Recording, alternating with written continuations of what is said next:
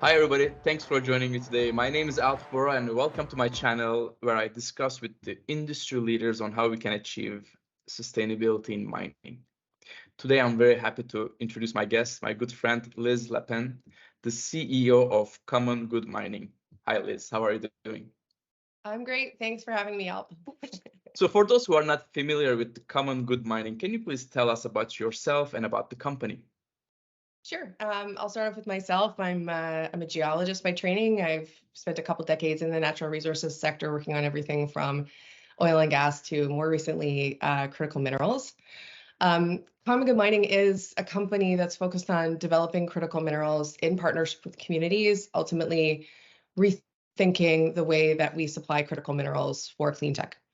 What unique about Common Good is that it's a social enterprise, meaning that we have a dual objective of social and environmental impact as well as financial returns. So ultimately a blended value proposition.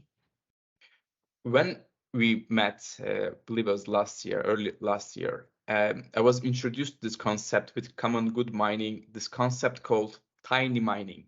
Mm-hmm. And for a mining guy, this was a new concept, and you had to explain to me what it is, how is it different than the conventional mining.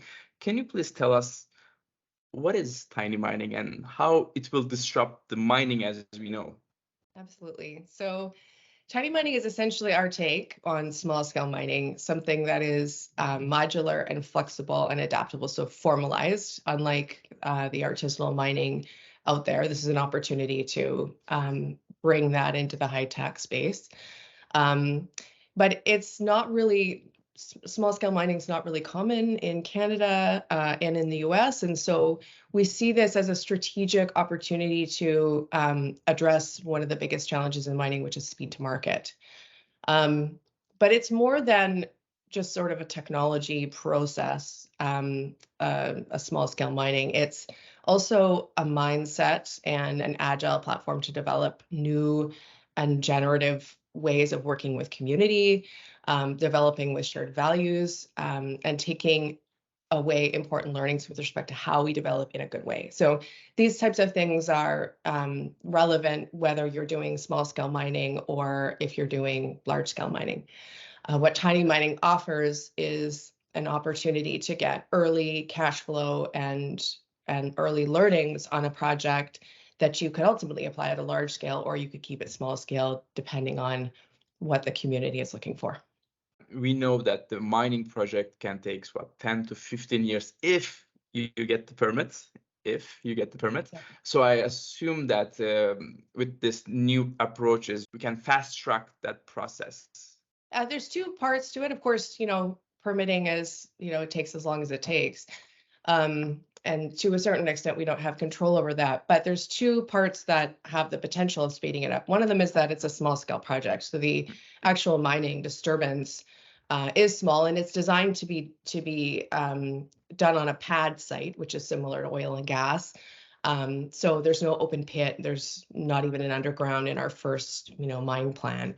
So there's that reduced disturbance that kind of reduces the scope and scale of environmental impacts that we'd have to address and mitigate and so on.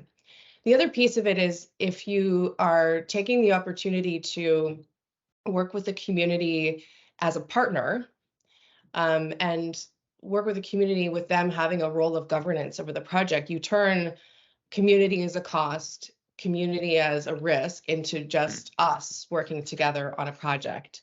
I love it. And so you kind of de-risk that part of it that's very common in mining. And if you have a proponent and a community showing up together, up requesting the permit from the government, that sort of ticks off a lot of boxes, and the government doesn't have to broker that relationship. It's already in place. What is the sentiment from the investors out there? It's been interesting because the way that we set up our company, we're talking to traditional mining investors. What they like is that there's this speed to market that can get early cash flow.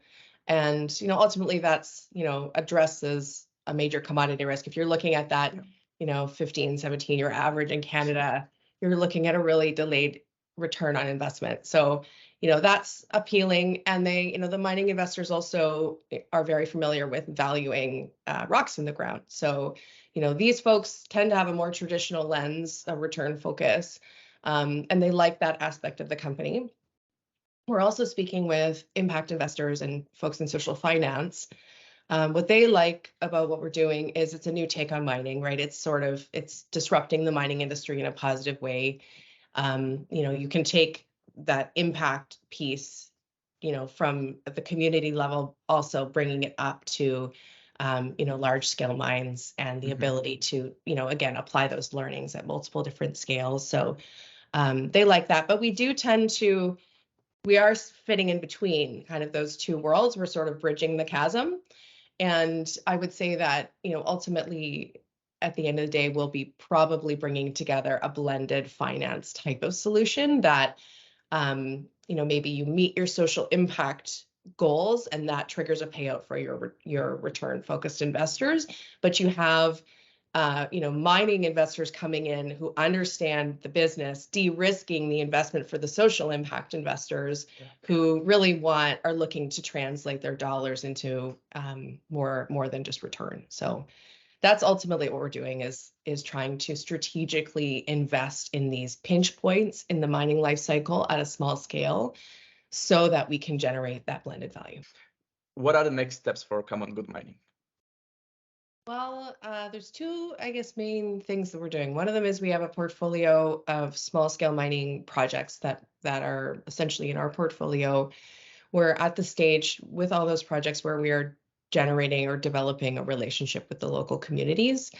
And those are moving forward at the speed of trust.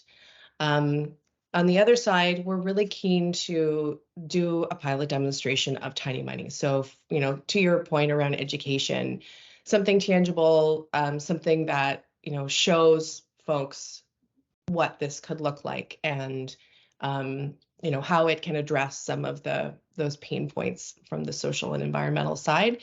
So we're doing a 2-stage pilot. There will be an initial lab stage of the pilot, and then there will be a field demonstration of the tiny mining process, probably on a more mature site. That's not in our portfolio. Those are all early stage. We're looking at sites that have decades of exploration data, or even potentially a site that's already been mined, to get that going. So we're working up a couple of leads at the moment, and again, working on building relationships with those local communities as well, to get that going as soon as possible.